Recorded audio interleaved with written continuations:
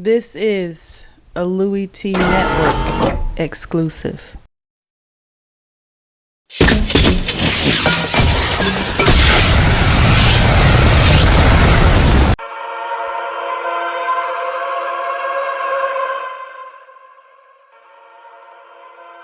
Who else could it be? Me, your man, Louie Tee. Welcome, you are in the lab room, of course. I'm your host, Lou. Thank you for joining me on the 2016 NFL Draft Prospects 101 series, your guide to some of the biggest and hottest names. 2016 NFL Draft with talking safeties.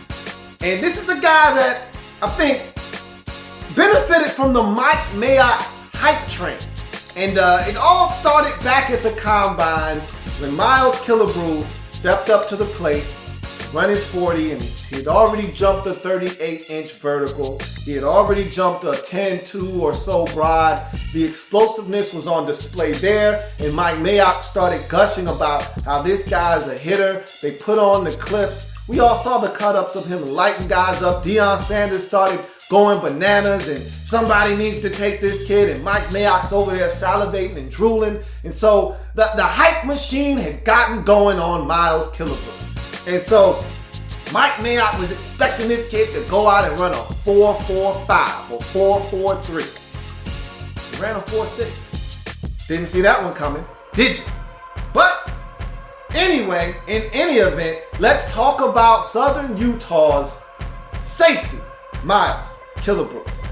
You start with his size, 6'2", 217. That's excellent size for a safety. Explosive athlete is the next pro. And although that time at the combine didn't jive with the explosiveness shown on the vert or the broad jump, he's been timed at a 4.43. That's legit, okay? He can run that fast in a straight line. So the explosiveness, the speed, all of that, it's there, okay? You don't jump 38 inches, you don't jump a 10-2 broad and then go out and run a 4.6, 5.40. That's generally not how it works. So that 4.43 that was reported that he's run in the past, I can get with that. I believe that that is what he runs in a straight line. However, let's move on and talk about some other things because we'll come back to that time a little bit later on. Physical defender. We all know about the physicality that Miles Killebrew possesses and plays with. We saw the cut-ups, okay? We've all seen the highlight reel on the NFL Network. If you watched the combine and you saw it firsthand, they were going all nuts and bananas and they showed all the hits and showed them lighting guys up. So we know about the physical defender that Miles Killebrew is. He lays the lumber. That's the next pro. Again, self-explanatory. I don't need to go into why that's a pro for him. That's going to be one of his calling cards at the next level. Great around the line of scrimmage. I feel like he's one of these guys that you should feel really good about bringing up to the line of scrimmage, having him cheat as an 8th defender in the box. He plays really well. I think he's very instinctual when he's up around the line of scrimmage. He's not a guy that rushes, though. He takes his time, sorts through the garbage, gets to the ball carrier, gets them down on the ground. He's solidly built. I told you, he's 217 pounds and standing at 6'2", that is a really good size. And it would not shock me if he got to the NFL and put on another 5 pounds and got to around 222, 225 pounds. He's a really rock solidly built guy, and I really like the way that his body is built. So I think he could actually stand to gain another 5 pounds. And wouldn't shock me in the least if somebody took this kid, and you know how the NFL is going now, and say, hey man, you're gonna be a linebacker for us. So be very cautious of that with Miles Killebrew because he has the frame to make that transition if some team decided to do that with him at the next level.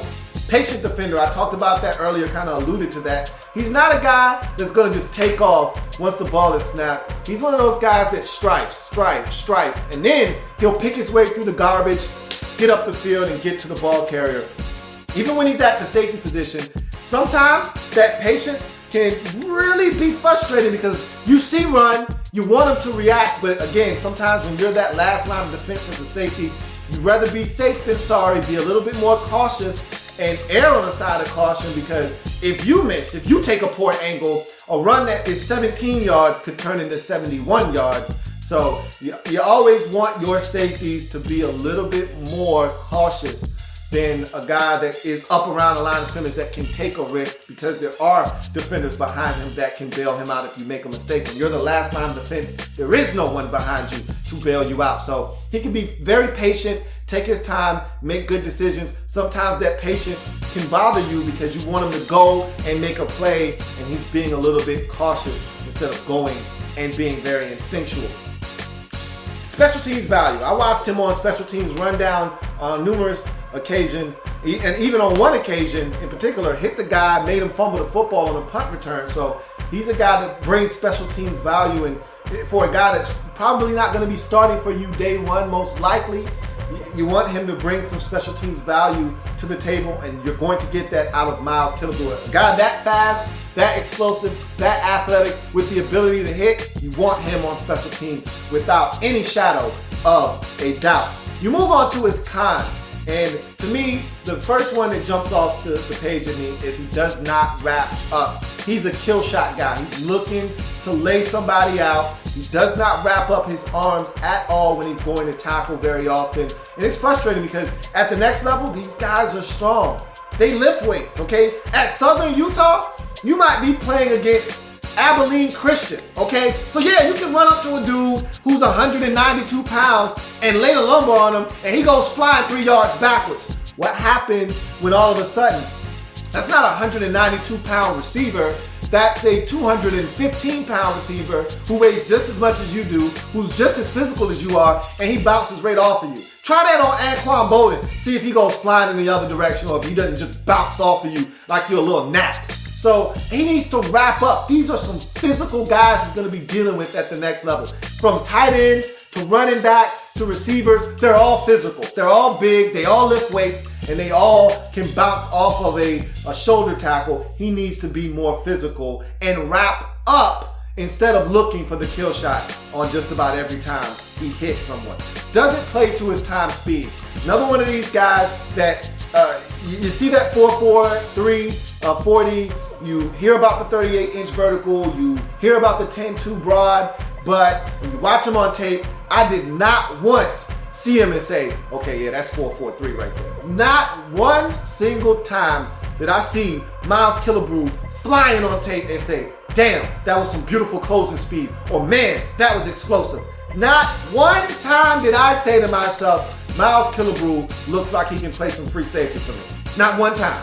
As a matter of fact, next pro, or con, plays better around the line of scrimmage than away from it, okay?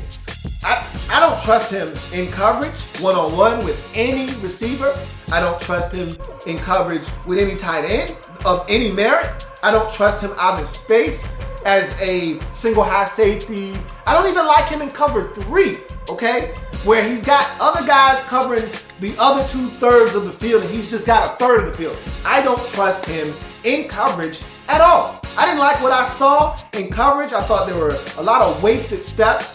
I thought that he was very late. I didn't think he was instinctual. I didn't think he trusted his eyes. I didn't think he was explosive. I didn't think he drove on the football. Thought he was reactionary the entire time he was in the secondary. So I'm very skeptical of Miles Killebrew as a free safety. Love him up around the box and being a physical presence as a strong safety. Not sure if Miles Killebrew is cut out to be a free safety in the National Football League. But that's Miles Killebrew in a nutshell, and his draft prospects 101 breakdown. If it happens in the National Football League, whether big or small, we cover it all here in the L.A.B. room. Come back and join me as I continue to break down anything and everything National Football League. I got more safeties, man. Come on. You thought I was done? Stop it, man. Stop it. There's plenty more where that came from. While you're here, subscribe to the channel. If you want more Louie Tee, be sure to follow me on Twitter at In the Lab Room, or you can like the Facebook page at In the Lab Room. That's In the Lab Room on Facebook and at In the Lab Room on Twitter. Don't forget, subscribe to the channel if you haven't already done so.